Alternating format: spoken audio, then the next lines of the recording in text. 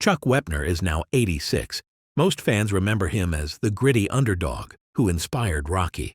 But what they don't know is how close he came to destroying everything. Because behind the legend was a darker truth, one involving hidden crimes, a drug conviction, and prison time that nearly erased his legacy. So how did boxing's most unlikely hero become a cautionary tale? To understand that, we need to go back to the moment the fame started to fade. This is the untold story of the Bayonne Bleeder. Born on February 26, 1939 in New York City, Chuck Wepner would soon find himself in the hardscrabble streets of Bayonne, New Jersey. This working-class town would shape him in ways that would echo throughout his life. For young Chuck, fighting wasn't a career choice at first. It was survival. The streets of Bayonne were unforgiving, populated by dock workers and naval base personnel who were quick to use their fists. This was a tough town with a lot of people from the docks and the naval base. Wepner would later recall, "You had to fight to survive." These early street brawls laid the foundation for a man who would become known more for his ability to absorb punishment than to deliver it. Though his father had once been a professional boxer, Wepner initially gravitated toward basketball, showing athletic prowess but not yet finding his true calling. It was during his service in the United States Marine Corps that boxing became his passion. The military boxing program gave structure to his raw fighting instincts, transforming street fighting skills into something resembling technique. After leaving the Marines, Wepner returned to civilian life and juggled multiple jobs to make ends meet. By day, he worked as a liquor salesman. By night, he bounced at local establishments, using his imposing size to keep the peace. All the while, he pursued a professional boxing career that would eventually earn him a nickname that spoke volumes about his style in the ring. The Bayonne Bleeder wasn't a moniker most fighters would embrace, but for Wepner, it became a badge of honor that perfectly captured his boxing career. His face was peculiarly prone to cuts, a serious liability in the boxing world. So much so that over his career he received 328 stitches and broke his nose 9 times in 16 years of fighting. The nickname solidified after a particularly brutal bout against Sonny Liston in 1970. In that fight, Wepner absorbed a relentless barrage of punches from one of the hardest hitters in heavyweight history. When the beating was over, more than 70 stitches were required to close the wounds on Wepner's face. Most fighters would have been discouraged, but for Chuck, this seemingly became part of his identity, a man who could take punishment like few others.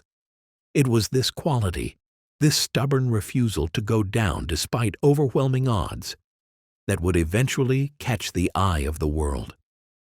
And for a brief, shining moment in 1975, Chuck Wepner would step into the brightest spotlight in sports. On March 24, 1975, Chuck Wepner entered the ring at Richfield Coliseum in Ohio to face Muhammad Ali, the reigning world heavyweight champion. The match was widely considered a mismatch, with bookmakers and boxing experts giving Wepner virtually no chance against the legend. The financial terms of the fight underscored this disparity. Ali was guaranteed a staggering $1.6 million compared to Wepner's $100,000. Ali, by some accounts, didn't take his training for the bout particularly seriously. Why would he? Wepner was a journeyman fighter with a 39-2 record, known more for his toughness than his skill. But Wepner trained with an intensity born of desperation. This was his one shot at greatness, his one chance to prove himself on the world stage. What happened that night would become boxing legend. Wepner not only held his own against Ali, but managed to do something few had ever done. In the 9th round, he knocked Ali down. The great champion fell to the canvas. And for a brief moment, the impossible seemed possible. He was so excited that he reportedly went to his corner and said to his manager, "Al, start the car. We're going to the bank. We are millionaires." His manager's reply was sobering. "You better turn around. He's getting up and he looks pissed off." Indeed, Ali did get up, and he was angry. He later claimed that Wepner had tripped him rather than knocked him down, but the official record counts it as a legitimate knockdown. Ali proceeded to punish Wepner severely for the remaining rounds. Despite this, Wepner displayed remarkable durability, lasting until the 15th round before finally succumbing to a technical knockout with just 19 seconds left in the fight. Among those watching this improbable battle on closed-circuit television was a struggling actor and screenwriter named Sylvester Stallone. Inspired by Wepner's tenacity and underdog spirit, Stallone reportedly went home and, in a burst of creative energy, wrote the screenplay for what would become the Oscar-winning film Rocky. The parallels were unmistakable. A working-class fighter gets a shot at the heavyweight championship and nearly goes the distance, winning respect if not the title. Rocky Balboa was born from Chuck Wepner's bloody, valiant effort against Muhammad Ali. But this is where Wepner's story takes its first dark turn. While his boxing exploits had inspired one of cinema's most beloved tales, Stallone denied for years that Wepner was the primary inspiration for Rocky. This denial would eventually lead to bitterness and legal action. The Ali fight brought Wepner a level of fame he had never experienced before, but his boxing career continued on its uneven path. Rather than capitalizing on his newfound recognition with meaningful fights, Wepner began participating in increasingly bizarre exhibitions that bordered on the theatrical rather than the athletic. In 1976, he took part in an exhibition match against professional wrestler Andre the Giant. The bout ended with Andre literally throwing Wepner out of the ring. Even more peculiar were Wepner's 2 matches against a bear. Yes, an actual bear.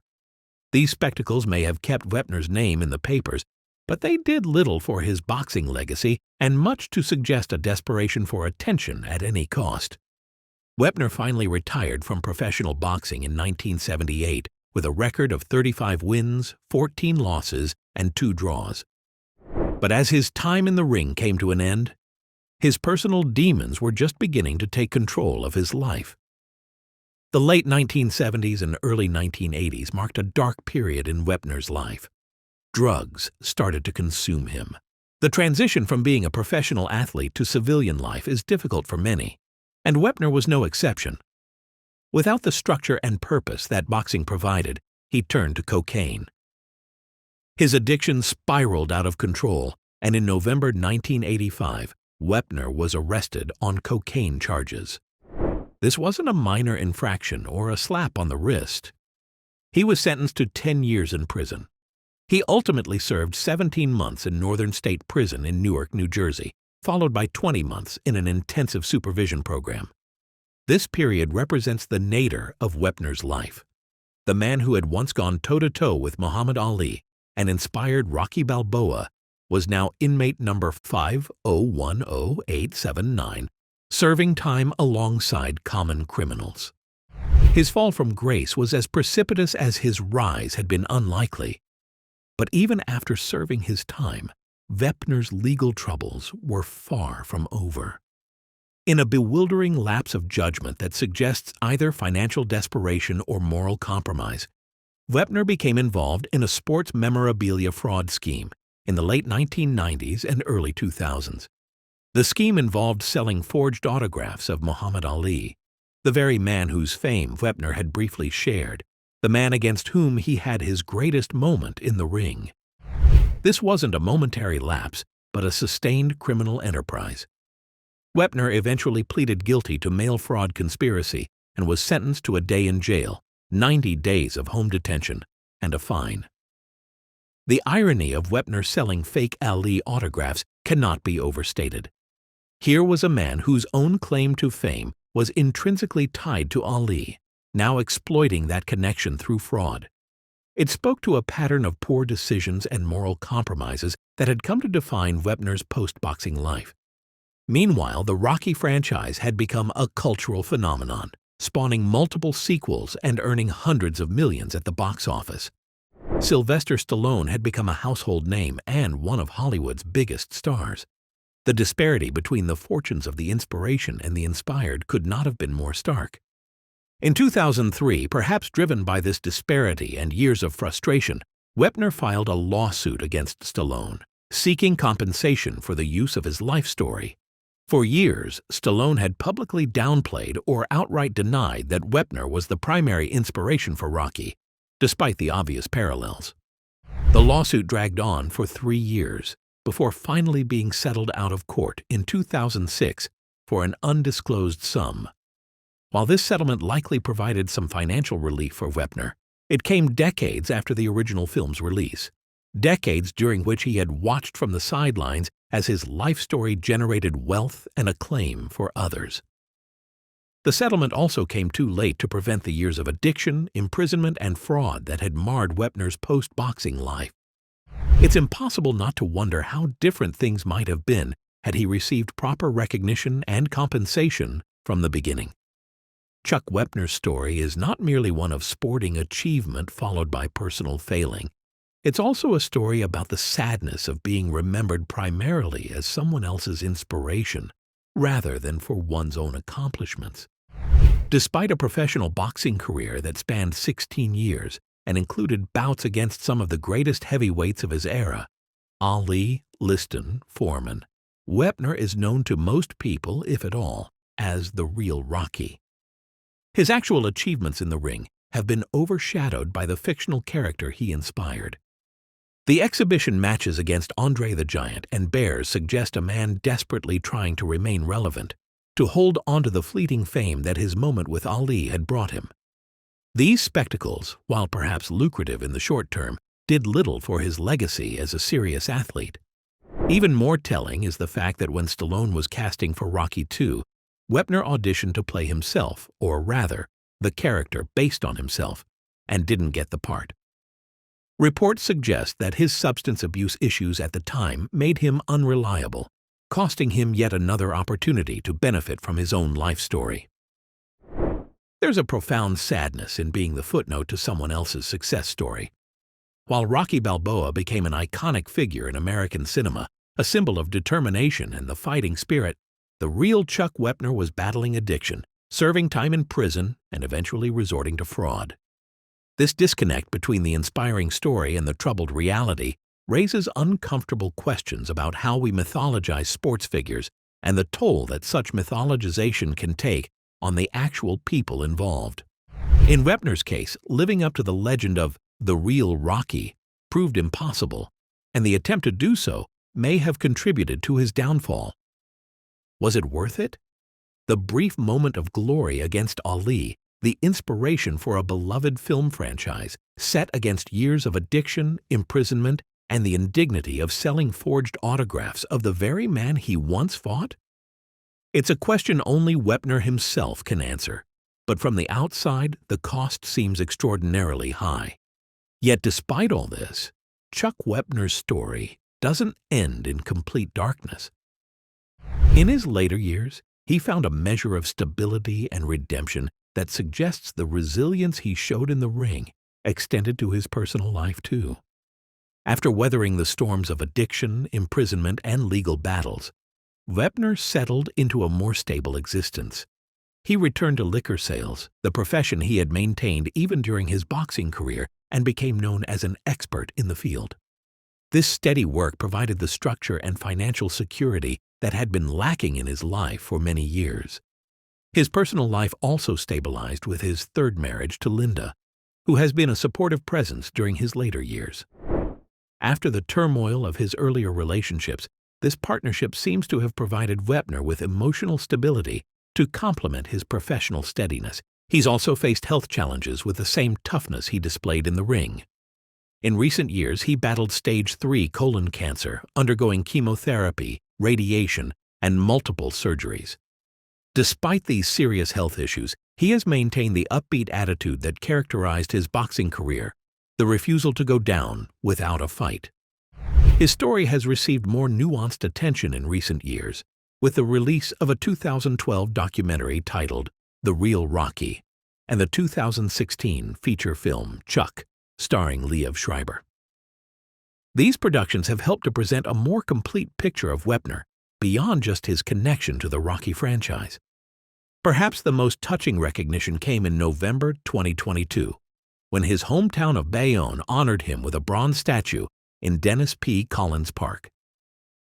This public acknowledgement from the community where he grew up speaks to the enduring affection many feel for him, despite his troubled past. The statue serves as a permanent reminder that Chuck Wepner's legacy, while complicated, is not defined solely by his mistakes. It recognizes that his journey from the tough streets of Bayonne to the heavyweight championship bout against Ali and beyond is a human story worth remembering, not just as the inspiration for Rocky, but in its own right. Yet even this late-life recognition cannot fully erase the troubles of the past. The statue immortalizes the younger Wepner, the fighter in his prime, not the man who struggled with addiction and resorted to criminal activity. It is a selective remembrance, as most public commemorations are. Today, at 86, Chuck Wepner stands as a complex figure in boxing history.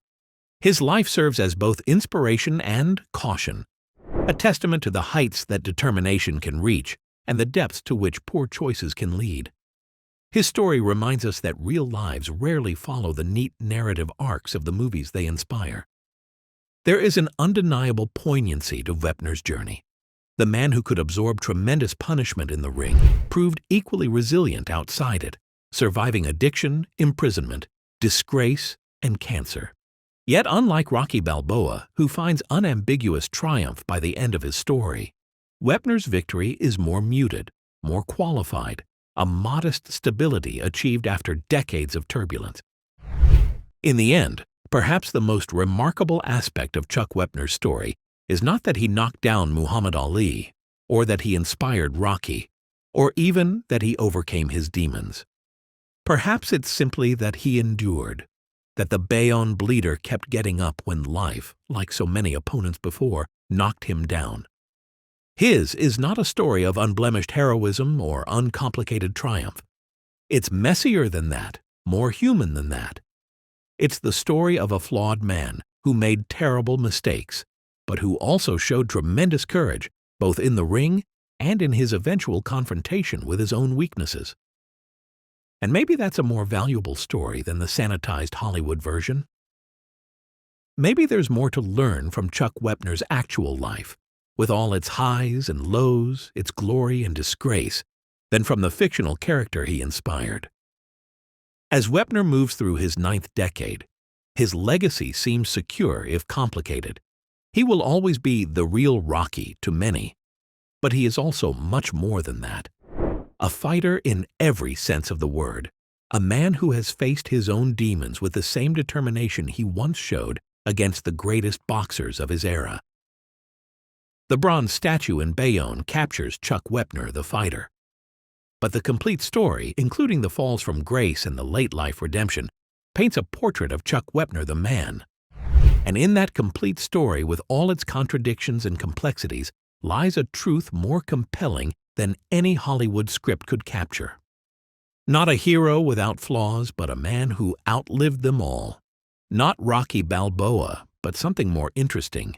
Chuck Wepner, the Bayonne bleeder, still standing after all these years. So what do you think? Was Chuck Wepner a victim of bad luck and missed opportunities? Or did he sabotage his own legacy? Let us know in the comments below.